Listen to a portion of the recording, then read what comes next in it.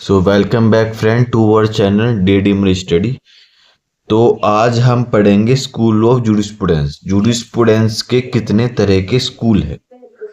तो इसमें चार तरह के स्कूल आते हैं।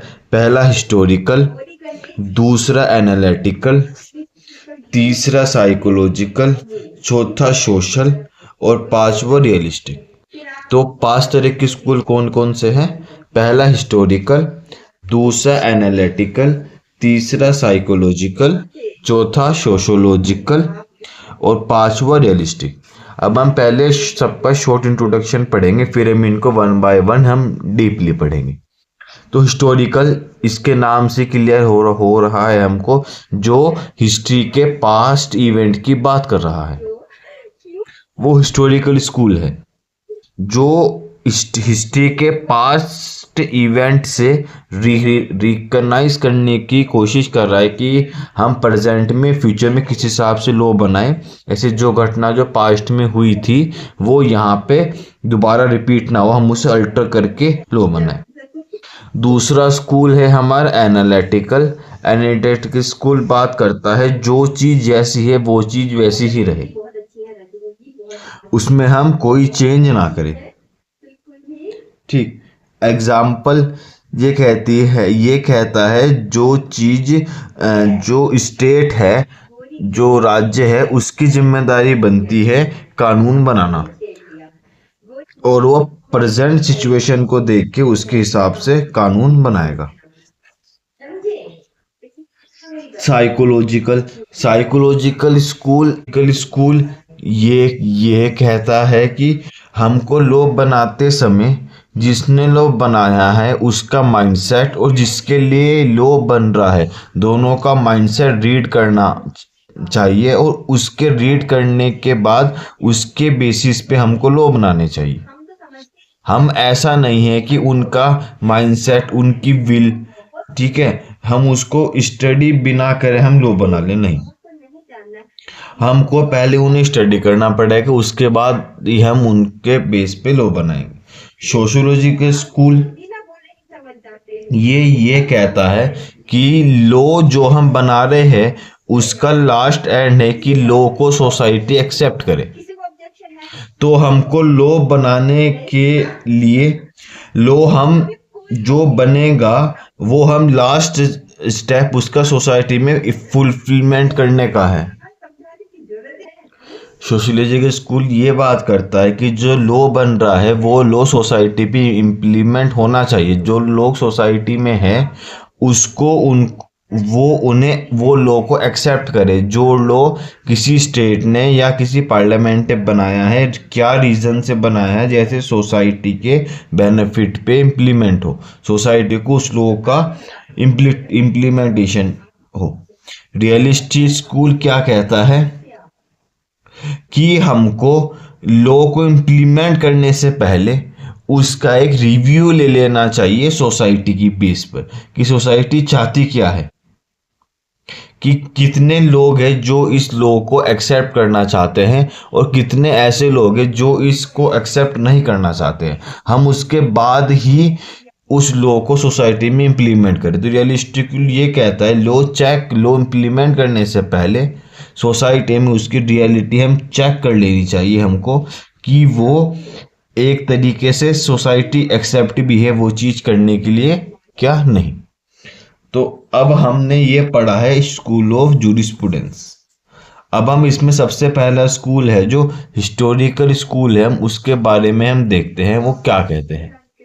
ठीक है, in historical school there are the basic presumption that there is a link between society and law। ये हिस्टोरिकल स्कूल कहता है कि इसके अंदर सोसाइटी का और लॉ का लिंक है, आपस में इंटर रिलेशनशिप है। The law involve according to the need of the society. ये भी कहता है लॉ जो बड़ा होता है, लॉ फलता फूलता है, वो सोसाइटी की नीड के अनुसार लॉ बनता है, ऐसा हिस्टोरिकल स्कूल कहता है। आगे क्या कहता है, the sociologist necessary of A special for a particular society and therefore accordingly with the behaviour of the society and also specify the particulars of the society. ये कहता है जो लॉ चेंज होता है वो लॉ चेंज सोसाइटी के behaviour पे depend है। जैसे जैसे सोसाइटी का बिहेवियर चेंज होगा ऐसे ऐसे हमारा लॉ चेंज होगा। This behaviour is basically depend upon a particular society. ये कह रहा है जो बिहेवियर है वो सोसाइटी पे डिपेंड करेगा with the variation of necessity in the society. किस तरीके से, जैसे जैसे सोसाइटी की नीड होगी उस हिसाब से लॉ वेरी करेगा। This behaviour is also very, it is also found that particular behaviour has been considered particular society to follow because of a legal comparison. Such behavior will be said to have a value at the customary law. Historical school क्या कहता है, हम लो उसी को consider करेंगे जो पहले custom था। अब कस्टम क्या होता है, कस्टम कोई ऐसी कोई रीति, क्या ऐसी कोई रिवाज, क्या ऐसी कोई प्रथा जो बहुत पहले से चली आ रही है और हम उसका कोई ओरिजिन नहीं ढूंढ पा रहे हैं कि ये एग्जैक्टली शुरू किसने करी थी। तो दो चीजें होती है, कस्टम और यूजेस। कस्टम कभी यूजेस थे और फिर वो बाद में कस्टम बने और फिर बाद में हमने कस्टम को ही लॉ बना दिया। तो हिस्टोरिकल स्कूल उस चीज पे फोकस ज्यादा करता है, ठीक है। To have been value at a customary law. अगला पॉइंट पढ़ते हैं, the historical school approaches of law recognise the beginning of 19th century. 19वीं सदी के शुरू में हिस्टोरिकल स्कूल इवॉल्व होना शुरू हुआ था। उस समय इनके ऑथर थे Savigny, is consider to be is chief exponent. तो सेवनी इसको इस स्कूल को बढ़ाने चढ़ाने में सेवनी का हाथ था। This is a historical approach lie in the Roman law. इससे पहले हम ट्रेस कर पाते हैं रोमन लॉ में भी हम हिस्टोरिकल स्कूल को ट्रेस कर पाते हैं। तो इसको बढ़ाने चढ़ाने का सबसे पहला काम करा है रोमन लॉ में।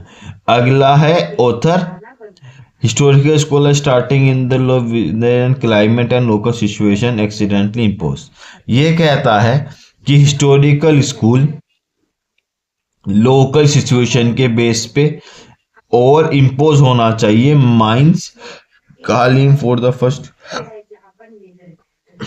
एक ऑथर है माइंस, उन्होंने सबसे पहली टर्म यूज करी थी हिस्टोरिकल मेथड अपने लॉ को इंप्लीमेंट करने के लिए। थर्ड ऑथर है रुकी ब्रिकी, want the scheme should not be made for the future without estimate the lesson from the past।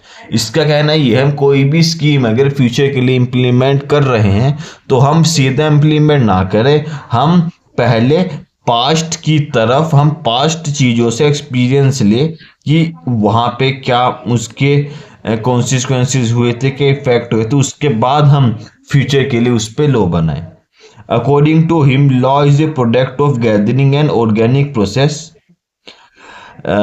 ये कहना है कि लॉ एक प्रोसेस है जिसमें इंफॉर्मेशन गैदर करते हैं, जैसे हम इंफॉर्मेशन को स्टोर करें और वो फ्यूचर में हमारे लॉ बनाने के लिए क्या सोसाइटी को बेनिफिट देने के लिए वो कामयाब हो। Germany is also set the critical historical school. Germany ने भी फॉलो करा था हिस्टोरिकल स्कूल,